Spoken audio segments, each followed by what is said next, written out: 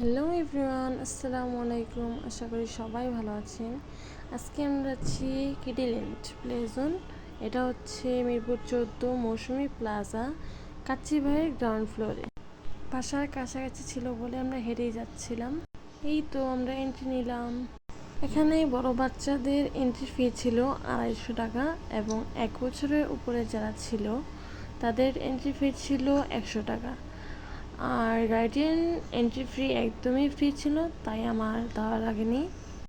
আর অবশ্যই বাসা থেকে মোজা নিয়ে আসবেন অথবা এক্সট্রা পেমেন্ট করে এই জায়গা থেকে কিনে নিতে হবে। আলহামদুলিল্লাহ, আমার মেয়েরা তো অনেক খুশি ছিল।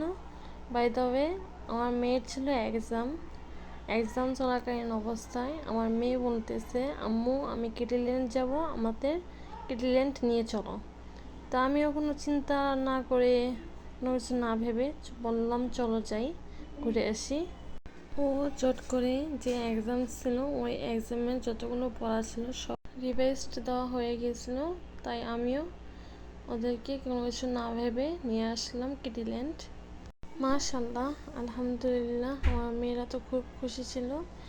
আমার ছোটো মেয়ে দুল খাচ্ছিল, ও অনেক আনন্দ পাচ্ছিল। আমি মনে করি বাচ্চাদের পড়ালেখার পাশাপাশি ওদের ছোটোখাটো আবদারগুলো পূরণ করা উচিত। কারণটা হচ্ছে ওদের এখন খেলার সময়, নতুন কিছু শেখার সময় ওদের, তাই এই সময় ওদের ছোটোখাটো আবদারগুলো পূরণ করা স্বাভাবিক।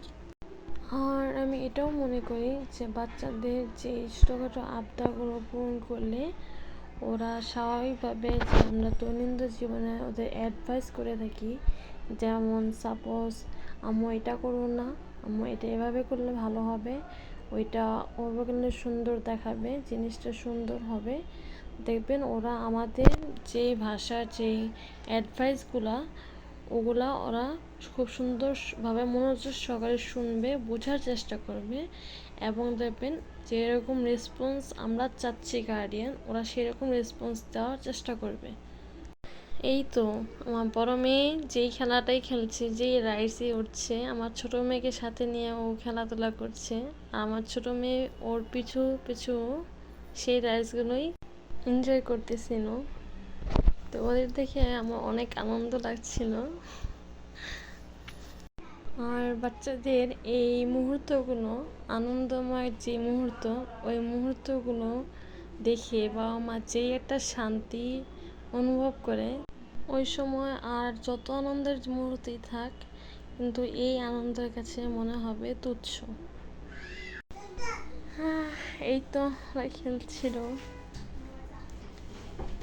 এই প্লেজনটা ছিল মিরপুর 14 কাচ্চি ভাইয়ের রেস্তোরাঁ গ্রাউন্ড ফ্লোরে। এটা ছিল এন্ট্রি গেট। এখানে স্ন্যাক্স বা সফট ড্রিঙ্কের ব্যবস্থা ছিল। তারপর টিকিট দেখে আপনার এন্ট্রি নিতে হবে। মোটামুটি সব রাইডসগুলোই ছিল সেফটি, বাচ্চারা খেলে খুব আনন্দ পাবে ওই রকম রাইডস ছিল। ওরা যথাযথ চেষ্টা করেছে যে বাচ্চাদের আনন্দ ও বিনোদন দেওয়ার জন্য। পরিবেশটা ছিল খুবই মনোরম, শান্তশিষ্ট। এই তো ওইখানে ছিল আপনার বাচ্চারা বল দিয়ে খেলতে পারবে, এখানে গার্ডিয়ানরা রেস্ট করতে পারবে এবং সফট ড্রিঙ্ক স্ন্যাক্সের ব্যবস্থা ছিল। ততক্ষণে আপনার স্ন্যাক্সগুলো শেষ হয়ে গিয়েছিল। এই তো আমার মেয়ে খেলছে, ও তো খুব খুশি। যাই হোক, ওর আবদারটা পূরণ করলাম। আমার ছোট্ট মেয়ে হাঁটতেছিল, ও নতুন হাঁটা শিখছে, ওকে তো ধরেই রাখা যাচ্ছিল না। আমার ছোট্ট সোনামণি আম্মু। এখানে ও আরেকজনকে দাদা বলছিল, একজন মহিলা ছিল, আরেকজন তো হাঁটছিল, শুধু হাঁটছিল আর শুধু হাঁটছিলই। তারপর ও একটা গাড়িতেও চললো, খুব খুশি।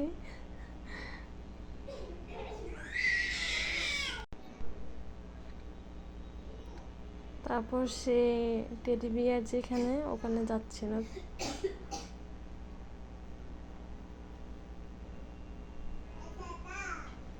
ওই জায়গায় একটা কালো টেডি বিয়ার ছিল, অনেক ভয় পাচ্ছিল।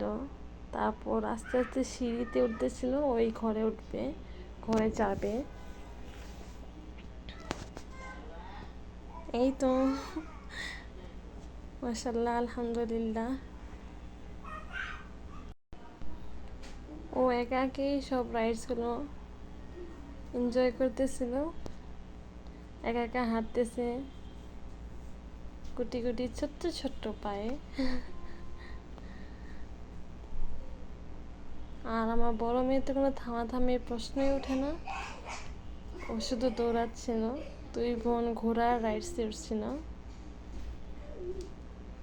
আমার বড় মেয়ে আবার একটাই ভালো, যে ও যেই জায়গায় যায়, যে রাইডসেট যেটাই ও আনুক, যেটাই ও কিনুক, সবসময় ও 2টা কিনে, ওর বোনের জন্য একটা আর একটা ওর জন্য।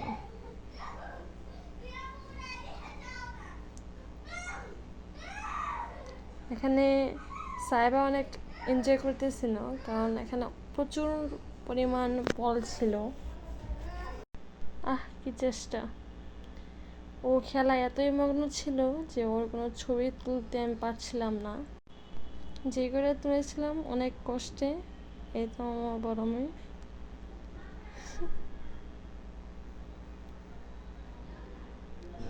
উনি তো কি বলবো, কিছু বলার নেই। তারপর আমরা বাইরে চলে গেছিলাম। এখানে পিৎজা বানানো হচ্ছে। সন্ধ্যার পর এত পরিমাণ ভিড় হয় এই জায়গায়, সবাই এসে সন্ধ্যার নাস্তা করতে। তা আমরা পিৎজা নিলাম। ছোটো মেয়েটা অনেক কান্না করছিল, তাই আমরা বাসায় চলে নিয়ে আসলাম। তারপরেই তো পিৎজা বাসায় এসে সবাই খেলাম। আজকের জন্য এতটুকুই। যদি কারো ভালো লাগে ভিডিওটা, অবশ্যই like, share, comment and subscribe করুন প্লিজ। আসসালামু আলাইকুম।